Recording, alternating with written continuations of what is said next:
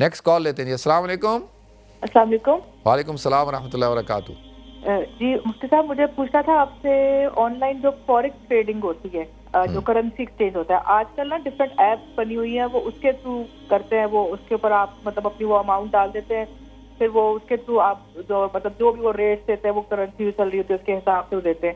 تو میں اور بھی علماء کا سن رہی تھی, وہ کہہ رہے تھے کہ ایز لانگ ایز آپ اس کو ایٹ دا اسپاٹ کر لیں, کہ آپ جائیں مارکیٹ میں, جیسے فرض کریں آپ نے پاؤنڈ دیے اور اس کے بدلے ڈالرز دے دیے اسی وقت, تو وہ تو جائز ہے. لیکن وہ کہہ رہے تھے کہ اگر آپ اس کو ہولڈ آن کریں گے, ایپس میں تو یہی ہوتا ہے نا کہ وہ دیکھتے ہیں کہ کب ریٹس اوپر جا رہے ہیں, کب ریٹس نیچے جا رہے ہیں, تو اس حساب سے وہ بیچتے ہیں اور اس کو دیتے ہیں نا. تو ٹریڈنگ ایپس ڈفرینٹ بنی ہوئی ہیں, تو وہ کیا جائز ہے کہ نہیں جائز ہے؟ مجھے پلیز اس کے بارے میں کنفیوژن تھی, اگر آپ بتا دیں. ضرور بتاتا ہوں. ٹھیک ہے جی, بہت شکریہ آپ کی کال کا.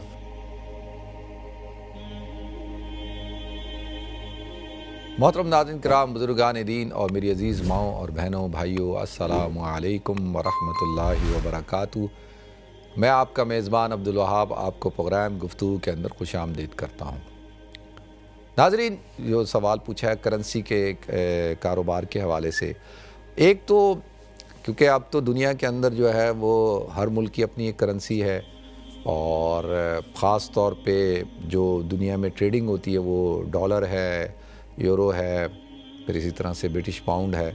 تو اب کرنسی کا کاروبار کرنا وہ اس اعتبار سے کہ آپ کرنسی خرید رہے ہیں, بیچ رہے ہیں, یا آپ کا منی چینجر ہے, آپ منی چینجر کھول کے بیٹھے ہوئے ہیں, آپ پاؤنڈ لیتے ہیں اور پھر ریال بیچتے ہیں, پھر ریال لیتے ہیں, پاؤنڈ بیچتے ہیں, پاکستانی روپیز لیتے ہیں, پھر پاؤنڈ. تو اس طرح سے اگر کوئی آدمی اس کا کاروبار کرتا ہے تو اس کے اندر جو ہے وہ ایک شرط بڑی اہم ہے کہ وہ اس کی جو ٹریڈنگ ہے نا وہ ایسے ہونی چاہیے کہ کوئی دھوکے کا عنصر نہ ہو. اور دھوکے کا عنصر کس طریقے سے ہے؟ مثال کے طور پہ کہ آپ یعنی کہیں کہ بھئی تمہارے میں نے 1000 پاؤنڈ تمہارے میرے پاس آ گئے اور میں وہ تمہیں کل اس کی جو پیسے ہیں وہ کل 2 دن بعد دوں گا.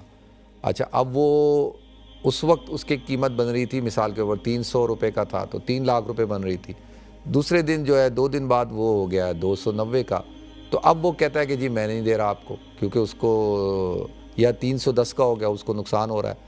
تو اب یہ اس نے کیا کیا کہ اسی لیے کہتے ہیں کہ اسی وقت کے اندر جو بھی معاملہ ہو وہ اسی وقت میں ہونا چاہیے, کیونکہ کرنسی فلیکچویشن کی وجہ سے پھر معاملات خراب ہوتے ہیں, اس میں جھگڑا ہوتا ہے. تو جو معاملہ بھی ہو وہ اسی وقت میں ہو اور اس کو طے کیا جائے, اور بہتر یہی ہے کہ بھئی اسی وقت لین دین ہو جائے.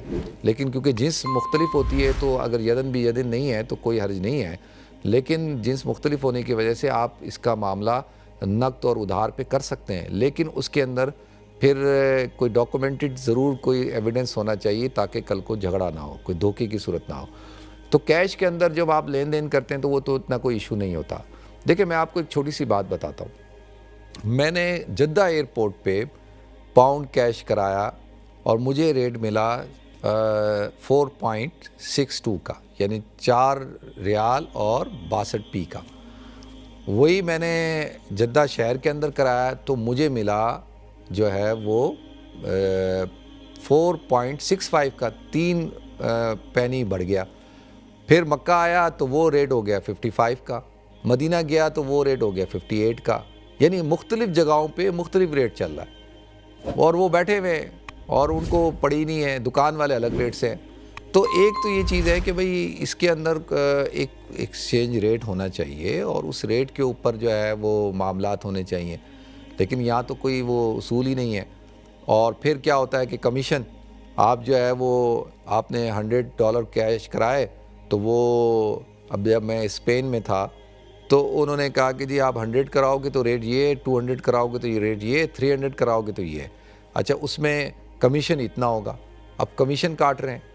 تو یہ بہت ساری چیزیں اس کے اندر انوالو ہیں. کمیشن کس بات کی بھائی؟ سوچنے کی بات ہے کہ بھائی کمیشن کس بات کی آپ کاٹ رہے ہیں, تو وہ کمیشن کاٹ رہے ہیں. تو اس وقت ایک بہت بڑا یہ بزنس ہے.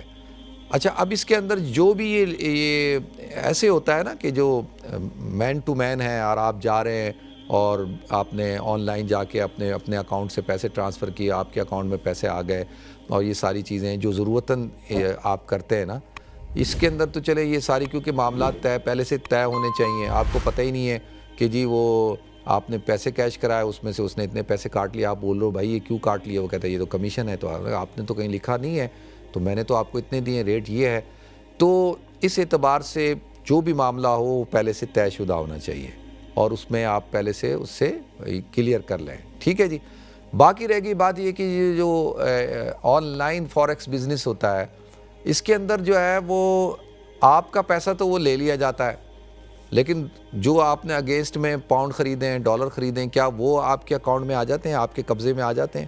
اگر آپ کے قبضے میں آ رہے ہیں، مثال کے طور پہ آپ نے 500 پاؤنڈ کے آپ نے یورو خریدے، اور 500 پاؤنڈ آپ کے اکاؤنٹ سے ڈیڈکٹ ہو گئے، اور 500 یورو آپ کے اکاؤنٹ میں ڈیبٹ ہو گئے، تو آپ کے قبضے میں اگر آ گئے ہیں تو پھر تو جائز ہے. اگر آپ کے قبضے میں نہیں آتے، انہی کے اکاؤنٹ میں رہتے ہیں، وہ کہتے نہیں جی ہم آپ خریدیں بیچیں لیکن پیسے ہمارے پاس رہیں گے، آپ اپنے پیسے ہمیں دیے جائیں، تو یہ پھر اس کے اندر زیادہ تر چانسز ہوتے ہیں کہ یہ اسکیم ہوتا ہے، فراڈ ہونے کا اندیشہ ہوتا ہے، کیونکہ آپ کے اختیار میں، آپ کے کنٹرول میں وہ پیسے نہیں ہیں. تو یہ تھوڑا سا مالم یکبیز کے تحت قبضہ آپ کے ہاتھ میں نہیں ہے، تو اس لیے اس کی ذرا شرعی طور پر یہ جو ہے وہ اس میں قباحت ہے، یہ جائز نہیں ہوتا.